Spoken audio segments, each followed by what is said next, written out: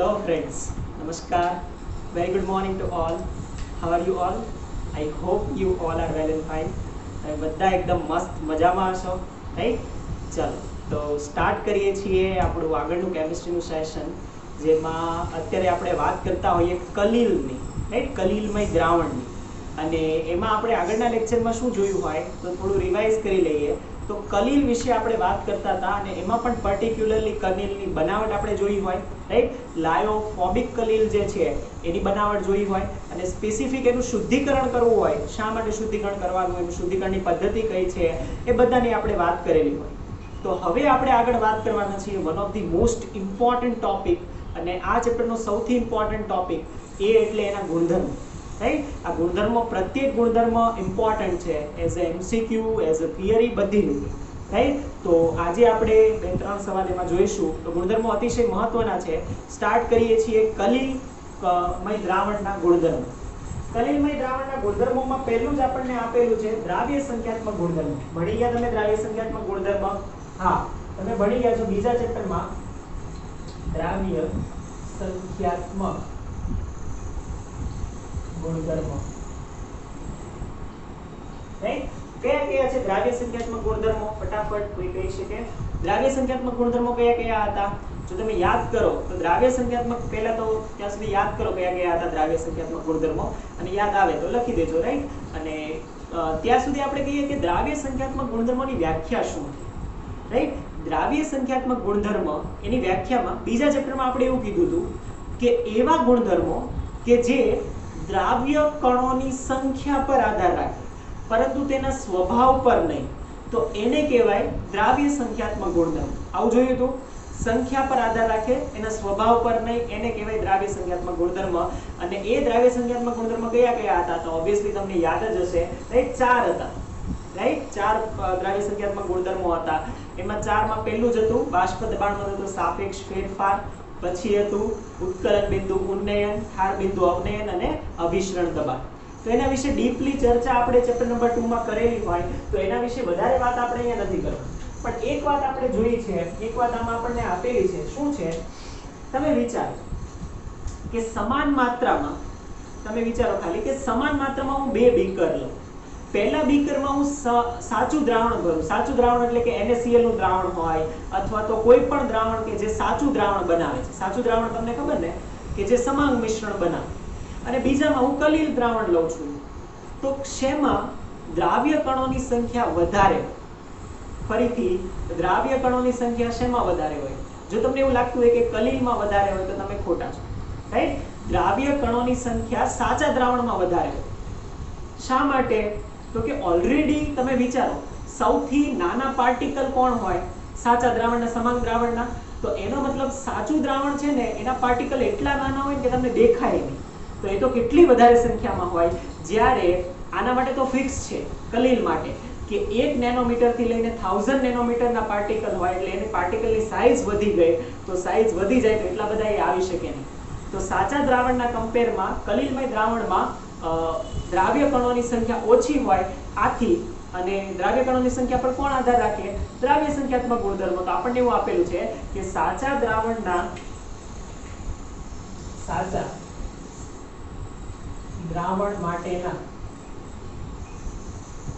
દ્રાવ્ય સંખ્યાત્મક ગુણધર્મો, સાચા દ્રાવણ માટેના દ્રાવ્ય સંખ્યાત્મક ગુણધર્મોની સાપેક્ષમાં શું હોય? તો કે કલીલના દ્રાવ્ય સંખ્યાત્મક ગુણધર્મોનું મૂલ્ય ઓછું હોય. કેમ? કેમ કે એમાં કલીલ કણોની સંખ્યા ઓછી હોય, રાઈટ? દ્રાવ્ય ગુણધર્મોની સાપેક્ષમાં કલીલ કણોના દ્રાવ્ય સંખ્યાત્મક ગુણધર્મોના મૂલ્યો કેવા હોય? ઓછા હોય છે. શા માટે? તો મેં તમને કારણ કહી દીધું કે દ્રાવ્ય સંખ્યાત્મક ગુણધર્મો જે છે એ સંખ્યા, દ્રાવ્ય કણોની સંખ્યા પર આધાર રાખે, અને સાચા દ્રાવણમાં દ્રાવ્ય કણો વધારે હોય, જ્યારે કલીલમય દ્રાવણોમાં દ્રાવ્ય કણોની સંખ્યા ઓછી. રાઈટ? તો દ્રાવ્ય સંખ્યાત્મક ગુણધર્મો તમને ચાર જે છે એ ખબર છે, પાછા લખતો નથી. જો તમને યાદ હોય તો ત્યાં તમે નોટબુકમાં લખી શકો છો, આપણે લખતા નથી. આમાં ખાલી આપણે આટલું જ યાદ રાખીશું આના મૂલ્ય વિશે. બાકી અગત્યનું હવે ટોપિક બીજો શરૂ થાય છે અને એ છે બીજો કલિલમય દ્રાવણનો ગુણધર્મ અને એ છે ટિન્ડલ અસર. રાઈટ? આમ તો આ ગુણધર્મો જે છે ને એને હું તમને પહેલા નામ તમને થોડા વ્યવસ્થિત કહી દઉં. રાઈટ? આ દ્રાવ્ય સંખ્યાત્મક ગુણધર્મો હતા, એમાં જે ચાર ગુણધર્મ છે એ, રાઈટ? અભિષણ દબાણ, ઉત્કલન બિંદુ ઉન્નયન, ઠાર બિંદુ અવનયન અને બાષ્પ દબાણમાં થતો સાપેક્ષ ફેરફાર. હવે આપણે જોઈએ છીએ જે આપણે બીજું જોવાના છીએ ને એ જોવાના છીએ optical property of the colloid. Optical property એટલે પ્રકાશીય ગુણધર્મ. અને પ્રકાશીય ગુણધર્મમાં આપણે જોવાના છીએ, આમ તો આ ચેપ્ટરમાં છે ને મેઈન તો 3 ગુણધર્મ જોવાના છે. ગુણધર્મોમાં મેઈન તો 3 જોવાના છે. પ્રકાશીય ગુણધર્મ, ટિન્ડલ અસર, રાઈટ? યાંત્રિકીય ગુણધર્મ, મિકેનિકલ પ્રોપર્ટી ઓફ ધી કોલોઈડ. યાંત્રિકીય ગુણધર્મ, બ્રાઉનિયન અસર, બ્રાઉનિયન ગતિ. અને છેલ્લું આપણે જોવાના છે one of the most important અને એ છે વિદ્યુતીય ગુણધર્મ. વિદ્યુતીય ગુણધર્મ તો ઇલેક્ટ્રિક પ્રોપર્ટી ઓફ ધી કોલોઈડ અને એમાં આપણે જોઈશું ખૂબ જ અગત્યનું એનું જે ચાર્જ ને કઈ રીતે આવે છે. તો આ 3 મેઈન જોવાના છે. ચાલો સ્ટાર્ટ કરીએ છીએ. બીજું કયું કીધું આપણે? ઓપ્ટિકલ પ્રોપર્ટી એટલે પ્રકાશીય ગુણધર્મ.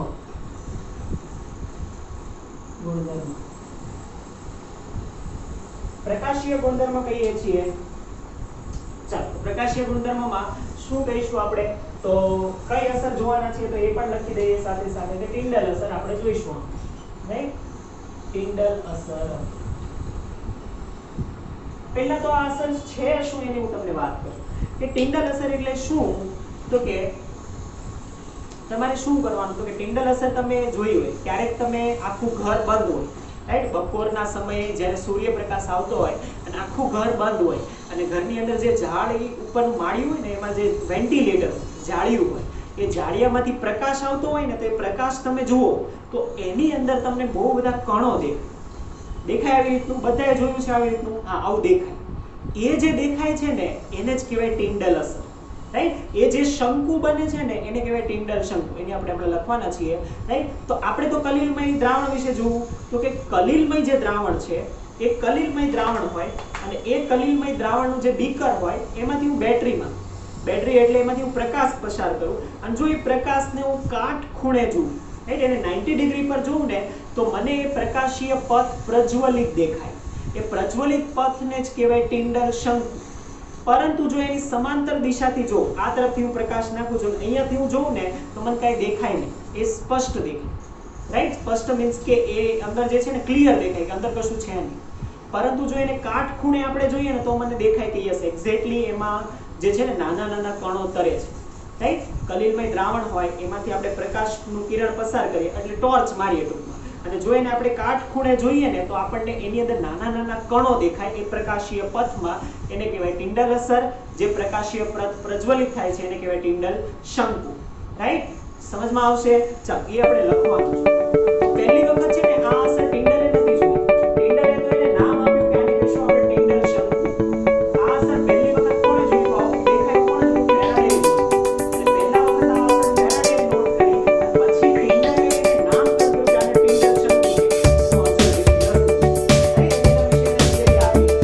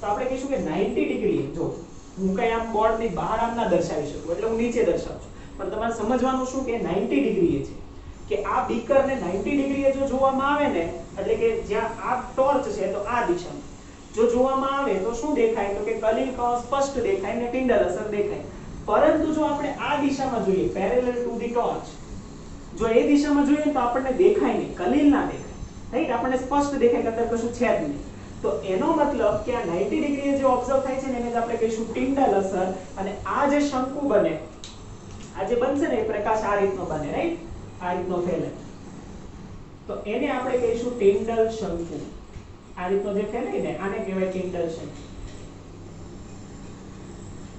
કે તો એને આપણે કહીશું ટિન્ડલ શંકુ જે આ રીતનો બને એને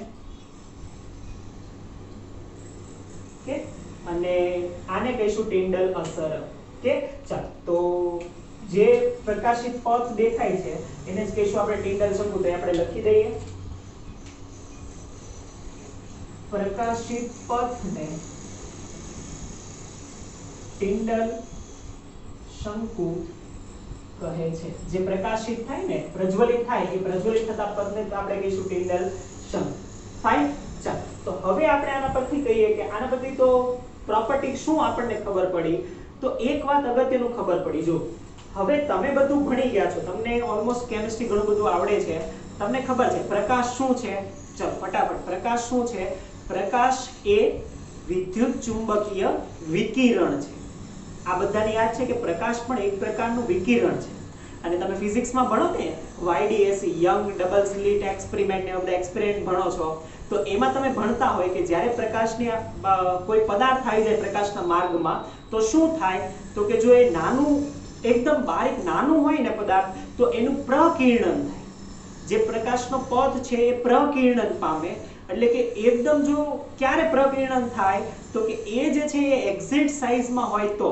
એટલે પ્રકાશનું કિરણ આવે છે એ પ્રકાશના કિરણના માર્ગમાં જો આ જે છે આપણે કીધું કે કલીલ કણ આવી જાય તો શું થાય તો કે એ કિરણનું પ્રકિરણન થાય અને પ્રકિરણન થાય એટલા માટે શું પ્રકાશ કોઈની સાથે અથડાશે તો એ આપણને દેખાશે રાઈટ કોઈ પણ વસ્તુ આપણને ક્યારે દેખાય સામે મોબાઈલ પડેલો છે ક્યારે દેખાય તો કે પ્રકાશ એના ઉપર પડે અને એ મારી આંખમાં આવે ને ત્યારે દેખાય તો સેમ વસ્તુ અહીંયા થાય છે શું થાય છે તો જુઓ આ ટોર્ચમાંથી પ્રકાશનું કિરણ નીકળશે એ પ્રકાશનું કિરણ આગળ વધતા કોઈક આ કણ સાથે અથડાશે અથડાયા પછી એ કિરણ હવે સીધું સામે તો અથડાયા પછી સામે તો દેખાવાનું નથી રાઈટ વાસ્તવમાં કોઈ વસ્તુ વચ્ચે આવે અને એની સાથે અથડાય તો સાઈડમાં જ જશે ને રાઈટ એટલે થશે શું તો કે અથડાઈને એનું પ્રકિરણન કઈ સાઈડ થાય તો કે અહીંયા એનું સીધું પ્રકિરણન થાય નહીં ખબર પડે છે હું શું કહેવા માંગુ છું કિરણ આ સાઈડથી આવતું હતું એ કોઈ સાથે અથડાય છે કેમ અથડાયું કેમ કે અહીંયા આ કોઈ કલીલ કણ હતો એની સાથે અથડાયા પછી એ કિરણ આ દિશામાં આવે છે અને અહીંયા તમે આંખ માંડીને અહીંયાથી ઓબ્ઝર્વ કરો છો તો તમને એ ખબર પડી એટલે એટલા માટે થઈને આ અસર દેખાય છે એનો મતલબ એવું થયું કે કલીલ કણોએ પ્રકાશના કિરણનું શું કર્યું છે પ્રકિરણન કર્યું છે રાઈટ એટલે એનું સ્કેટરિંગ કર્યું છે એટલે સ્કેટરિંગ એટલે વિખાવું વિખી નાખવું એટલે પ્રકાશના કિરણનું સ્કેટરિંગ કરે છે આથી આપણને એ કલીલ દેખાય છે તો એ પણ આપણે લખીશું તો શું લખવાના છીએ તો કે કલીલ કણો પ્રકાશના કિરણનું પ્રકિરણન કરે છે જેથી શું થાય તો કે કાટખૂણે 90 ડિગ્રીના અંશે કાટખૂણે પ્રકાશના કિરણની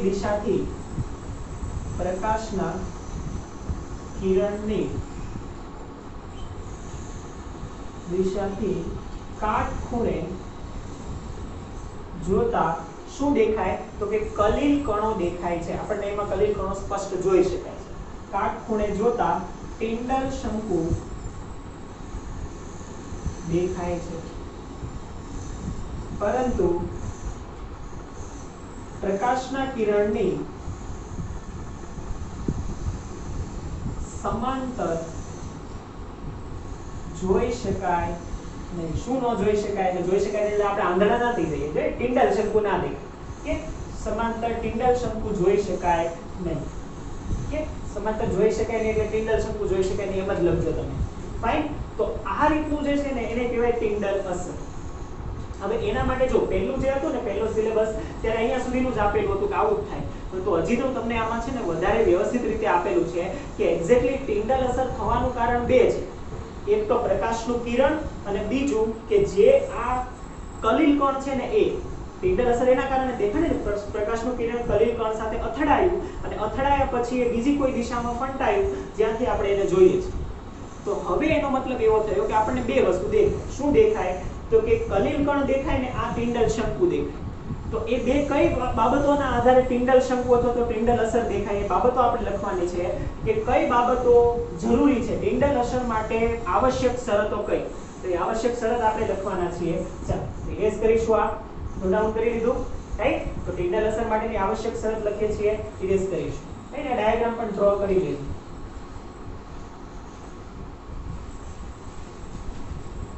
કરીએ ઇરેઝ ડાયાગ્રામ પણ. ફાઇન. તો કહીએ છીએ આપણે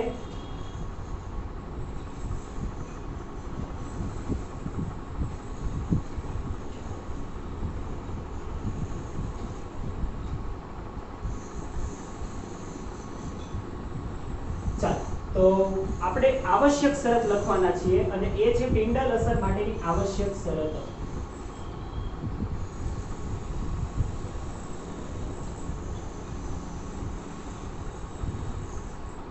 બે શરત છે, રાઈટ? બે શરત છે એ બંનેનું પાલન થવું જોઈએ તો શું થાય? તો આપણને ટિંડલ અસર દેખાય, નહીં તો ટિંડલ અસર દેખાય નહીં. હા, સાચા દ્રાવણમાં ક્યારેય ટિંડલ અસર દેખાતી નથી. કેમ? કે એનું રીઝન છે પહેલું આવશ્યકતા. પહેલી આવશ્યકતા એવી છે, શરત છે કે જે પ્રકાશનું કિરણ છે એની તરંગ લંબાઈ અને જે કણ છે, કલિલ કણ છે, એ બંને વચ્ચે કેવો હોવો જોઈએ? તફાવત હોવો જોઈએ. કલિલ કણ મોટો હોવો જોઈએ. જો એની કરતા નાનો હોય તો પ્રકીર્ણન થાય નહીં. સિમ્પલ વિચાર, તમે એકદમ સિમ્પલ વિચારો કે તરંગ લંબાઈ હવે તમને ખબર છે, તરંગ લંબાઈ એટલે કે અહીંયાથી લઈને અહીંયા સુધીની જે લંબાઈ ને તરંગ લંબાઈ.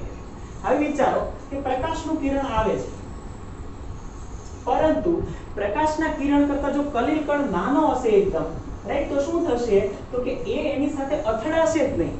જો પ્રકાશનું કિરણ નાનો આ હશે તો અથડાશે જ નહીં. એ શું થશે? તો કે પાસ થઈ જશે. પરંતુ જો કલિલ કણ અથવા તો કણ જે છે એની કરતા વધારે સાઈઝનો હશે તો જ એની સાથે અથડાશે.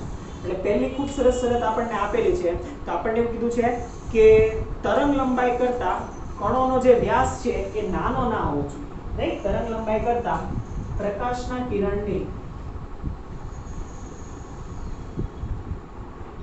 તરંગ લંબાઈ કરતા કલિલ કણોના વ્યાસ નાનો ન હોવો જોઈએ, નાનો ન હોવો જોઈએ. એટલે જેટલી તરંગ લંબાઈ છે ને એનાથી ઓલમોસ્ટ મોટું હોવું જોઈએ, રાઈટ? આ તરંગ લંબાઈ હોય ને તો કલિલ કણ આટલું હોવું જોઈએ. ત્યારે જ તો અથડાશે, રાઈટ? ત્યારે જ અથડાશે અને તો જ એનું પ્રકીર્ણન થશે. ખબર પડે છે શું થાય છે, રાઈટ? એટલે જો કલિલ કણ નાનો હોય તો એ બાયપાસ થઈ જશે, ઉડાવી જશે. તો એટલા માટે કલિલ કણનો વ્યાસ મોટો હોવો જોઈએ. કોના કરતા? તરંગ લંબાઈ કરતા. બીજી શરત છે, બીજી શરત. હવે અથડામણ ક્યારે થાય? અથડામણ થવા માટે પણ જો બીજી એક શરત છે. હવે આ પ્રકાશનું કિરણ અથડાય છે, કોઈ મિકેનિકલ ઓબ્જેક્ટ નથી અથડાતું. એટલે પ્રકાશનું કિરણ ક્યારે અથડાય? તો કે આ છે કલિલ, પરંતુ કલિલ કણ એકલું થોડું બેઠું છે. એ કોની અંદર છે? પરિક્ષેપણ માધ્યમની અંદર છે. એટલે એનો મતલબ એવો થયો કે આ જે કણ છે એની આસપાસ કોઈક માધ્યમ છે. આની અંદર કોઈક આસપાસ માધ્યમ છે અને એ માધ્યમમાંથી પસાર થયા પછી કણ સુધી આવશે, રાઈટ? માધ્યમમાંથી પહેલા કિરણ ક્યાંથી આવશે? તો કે કિરણ આ માધ્યમમાંથી આવશે અને પછી કલિલ કણ સુધી પહોંચશે. તો એનો મતલબ સીધો એવો થયો કે જે આ કલિલ કણ અને માધ્યમ છે એ માધ્યમ બંનેમાંથી આ જે છે પસાર થઈને આવે છે. તો બીજી શરત આપણને આપેલી છે કે પરિક્ષેપણ માધ્યમ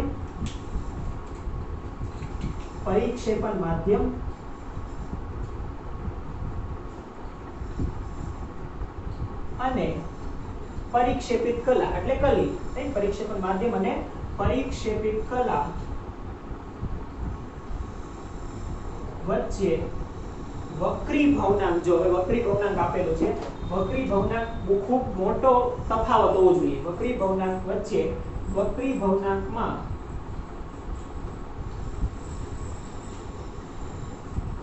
ખૂબ મોટો તફાવત હોવો જોઈએ.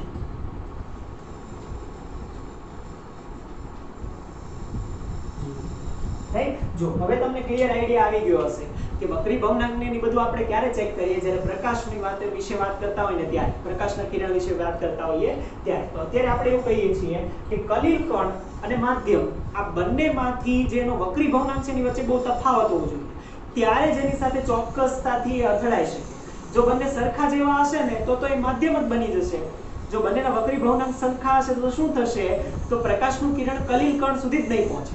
તો એનો મતલબ કે કલિલ કણ અને જે માધ્યમ છે, માધ્યમ વચ્ચે વક્રી ભવનાંકનો બહુ મોટો ડિફરન્સ હોવો જોઈએ, તો જ તેનું શું થઈ શકે, ટિંડલ અસર આપણને દેખાઈ શકે. રાઈટ, ચલો હવે આના આધારે જે તરંગ લંબાઈને આના આધારે છે ને, એક ખૂબ જ અગત્યનો ઉપયોગ છે કલિલ કણના દ્રાવણના આધારે, અને એ છે અલ્ટ્રા માઇક્રોસ્કોપ, જે ઝિગ્મોન્ડીએ આપેલું હતું. તો એ ખૂબ જ અગત્યનો ઉપયોગ છે ટિંડલ અસરના આધારે. રાઈટ, ટિંડલ અસરના આધારે. તો આ એમસીક્યુ માં પૂછાઈ શકે એવી બાબત છે, તો એ આપણે નોટ ડાઉન કરી લઈએ કે ટિંડલ અસરના આધારે ઝિગ્મોન્ડીએ અલ્ટ્રા માઇક્રોસ્કોપ બનાવ્યું. અલ્ટ્રા માઇક્રોસ્કોપ શું છે ને, એકદમ બેઝિક છે, સમજાઈ જાય એવું છે. પેલા આપણે લખી રાખીએ કે ટિંડલ, આ કોઈ બી રીતે પૂછાઈ શકે એમસીક્યુ માં. રાઈટ, ટિંડલ અસરના આધારે ઝિગ્મોન્ડી, ઝિગ્મોન્ડી એક્ઝેક્ટલી કઈ રીતે લખાશે, ઝિગ્મોન્ડી.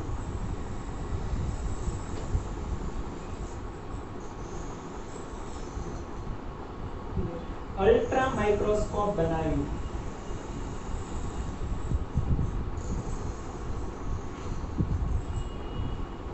એ અલ્ટ્રા માઇક્રોસ્કોપ શું કરે, તો કે અલ્ટ્રા માઇક્રોસ્કોપનું કામ એવું કે કલિલમય કોઈ દ્રાવણ છે, રાઈટ, એ કલિલમય કણ, હવે આપણને ખબર પડી ગઈ કે 90 ડિગ્રી આપણને કંઈક દેખાશે. રાઈટ, આમનામ તો કલિલ કદાચ નહીં દેખાય, પણ 90 ડિગ્રી આપણને કલિલ દેખાશે જો એમાંથી પ્રકાશ પસાર કરવામાં આવે તો. કેમ 90 ડિગ્રી એ દેખાશે, તો એનો સીધો મતલબ એવો કે એનું પ્રકિરણન થઈને દેખાય છે. તો શું થાય, તો કે એનું પ્રકિરણન થવાથી જે પ્રકાશ આવે છે એને માઇક્રોસ્કોપમાં ઝીલી લીધું. રાઈટ, ફરીથી આપણે થોડોક ડાયાગ્રામ બનાવીએ. આપણે આવું કર્યું હતું કે આ બીકર હતું, આ બીકરમાં અહીંયાથી આપણે ટોર્ચની મદદથી પ્રકાશ પસાર કરતા હતા. આ ટોર્ચ જ્યારે આમાંથી પસાર થતો હતો પ્રકાશ, તો શું થાય, તો કે અહીંયા એમાંથી પ્રકાશ આવે અને અથડાય, અને અહીંયા જો કલિલ કણ હોય તો એનું પ્રકિરણન આ દિશામાં થાય 90 ડિગ્રી. રાઈટ, આવું આપણે જોયું હતું. તો હવે ઝિગ્મોન્ડીએ શું કર્યું, તો કે એમણે અહીંયા માઇક્રોસ્કોપ મૂક્યું. રાઈટ, જે પ્રકાશનું કિરણનું પ્રકિરણન થઈને 90 ડિગ્રી આવે છે, 90 ડિગ્રી એમણે માઇક્રોસ્કોપ મૂકી દીધું. તો એનો મતલબ શું થયો, તો કે કલિલ કણથી જે અથડાઈને કિરણ આવે છે એ કિરણનો આપણે અભ્યાસ કરી શકીએ, અને એના લીધે આપણને માઇક્રોસ્કોપમાં કલિલ કણો ખૂબ મોટા મોટા દેખાય. રાઈટ, કોના લીધે, તો કે આ પ્રકિરણનની ઘટનાના લીધે. વાસ્તવમાં આપણે કલિલ કણને નથી જોતા, કોને જોઈએ છીએ, તો કલિલ કણને અથડાઈને જે કિરણ આવેલું છે ને એને જોઈએ છીએ, અને એના આધારે આપણને કલિલ દેખાય છે. રાઈટ, એટલે અલ્ટ્રા માઇક્રોસ્કોપ છે ને એના આધારથી આપણને આનું કદ કેટલું છે એવું કશું ના દેખાય, પરંતુ શું દેખાય, તો કે એને અથડાઈને જે આવેલું છે એટલે એનો કલર, એના વિશેની બીજી બાબતો આપણે જાણી શકીએ. એટલે જો આપણને આપેલું છે કે અલ્ટ્રા માઇક્રોસ્કોપની મદદથી આપણે કલિલમય કણો છે એ કલિલમય કણોના શેના વિશે અભ્યાસ કરી શકીએ, તો કે કલિલમય કણોના બીજી બધી પ્રોપર્ટી વિશે અભ્યાસ કરી શકીએ, પરંતુ એના આકાર અને એના કદ વિશે આપણે કોઈ માહિતી આપી શકતા નથી. રાઈટ, તેના આકાર કે કદ વિશે માહિતી નથી આપી શકતા, કેમ કે એક્ઝેક્ટલી આપણે કલિલ કણ નથી જોતા, પરંતુ એમાંથી આવતું પ્રકાશનું કિરણને ઓબ્ઝર્વ કરીએ છીએ એટલા. રાઈટ, તો આ આપણને આપેલું છે, આ એક નામ યાદ રાખીશું, વૈજ્ઞાનિકનું નામ પણ યાદ રાખીશું, અને અલ્ટ્રા માઇક્રોસ્કોપ યાદ રાખીશું. ઓકે, ચાલો. તો આ જે છે એ બીજી પ્રોપર્ટી હતી પ્રકાશીય ગુણધર્મ, અને પ્રકાશીય ગુણધર્મ તરીકે ટિંડલ અસર સમજાવો. આ સવાલ પણ આવી શકે છે, અગત્યનો ક્વેશ્ચન છે, યાદ રાખીશું. રાઈટ, આના પછી અગત્યની હજી એક પ્રોપર્ટી છે એ પણ સાથે સાથે જોઈ લઈએ, અને એ છે રંગ. રાઈટ, કલિલમય કણોનો રંગ.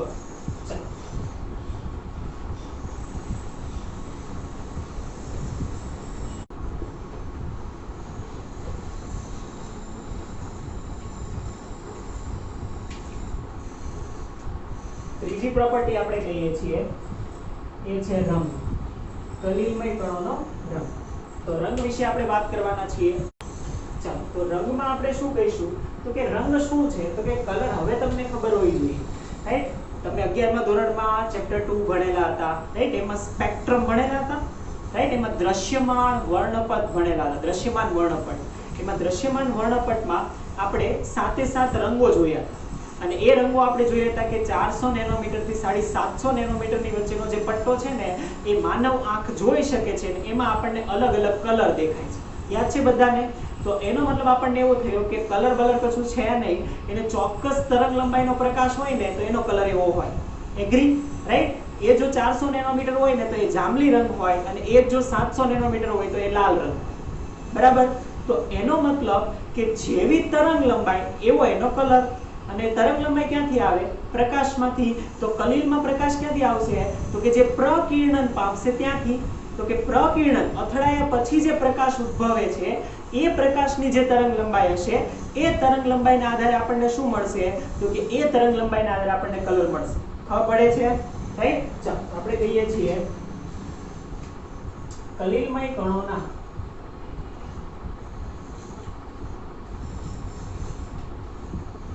રંગ એ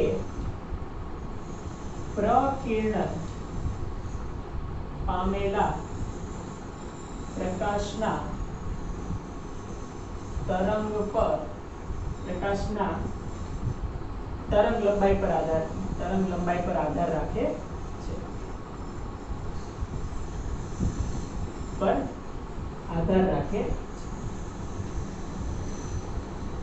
પ્રકિરણન કોના પર આધાર રાખે? તો કે એ બે વસ્તુ પર આધાર રાખે કે તમે ક્યાંથી પ્રકાશનું ટ્રાન્સમિશન કરો છો એટલે ક્યાંથી પ્રકાશને આપાત કરો છો. બીજું કે કલિલ કણોના કદ પર પણ આધાર રાખે, રાઈટ? એટલે બંને પર આધાર રાખશે. એટલે પ્રકાશનું પ્રકિરણન એ કલિલ કણોના કોના ઉપર? કદ પર આધાર રાખે છે.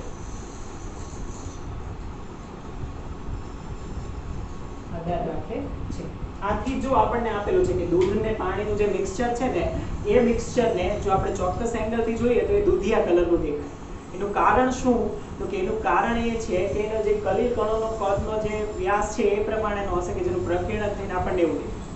પછી અગત્યનું એક સોલ આપેલું છે એ છે ગોલ્ડનું સોલ, સોનાનું અથવા તો ગોલ્ડનું વિલય, ગોલ્ડ સોલ, રાઈટ?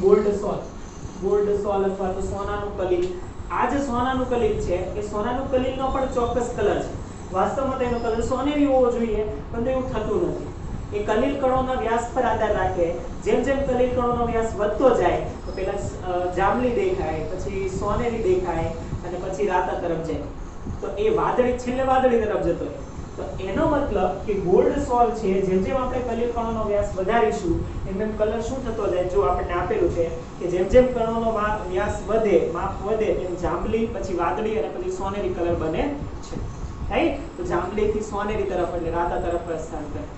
તો આપણે યાદ રાખીશું કોના માટે છે? તો આ સ્પેસિફિકલી આપણને આપેલું છે ગોલ્ડ સોલ માટે, રાઈટ? ગોલ્ડ સોલનો જે કલર છે એ લાલ કલર હોય અને એનો લાલ કલર કઈ રીતે બદલાય આપે ધ્યાનમાં રહેશે.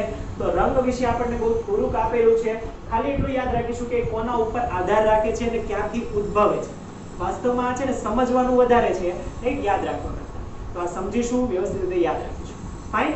કે ચાલો, તો અહીંયા સુધી રાખીએ છીએ. આપણે 3 મેઇન જે પ્રોપર્ટી પહેલી હતી એ 3 પ્રોપર્ટીઝ આપણે જોઈ. કઈ? તો કે પહેલી પ્રોપર્ટી આપણે દ્રાવ્ય સંખ્યાત્મક ગુણધર્મ જોયું. પછી આપણે જોયું કલિલમય કણો માટે એનો પ્રકાશીય ગુણધર્મ, ટિન્ડલ અસર અને કલર. હજી 2 ઇમ્પોર્ટન્ટ પ્રોપર્ટીઝ બાકી છે જે આપણે નેક્સ્ટ લેક્ચરમાં કવર કરીશું, રાઈટ? તો એ નેક્સ્ટ લેક્ચરમાં જોઈશું. ત્યાં સુધી થેન્ક યુ સો મચ.